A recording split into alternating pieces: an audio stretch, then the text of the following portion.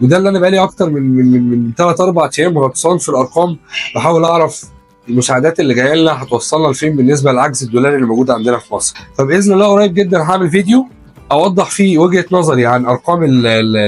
الدولار محليا رايح فين قدام الجنيه في مصر على اخر السنه، وسعر الذهب عالميا، ومن خلال المعطيات دي عالميا ومحليا نحط توقع للذهب على اخر السنه،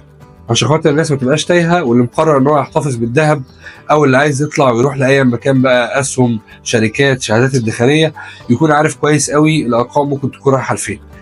لكن مبدئيا كده اللي بيحصل ده غير مبشر بالمره. حاجه اخيره عايز اضيفها، انه في ناس بتتكلم ان التوترات الجيوسياسيه هديت مع فكره انه الضربات الاسرائيليه لاوكرانيا كانت ضعيفه، الضربات الاسرائيليه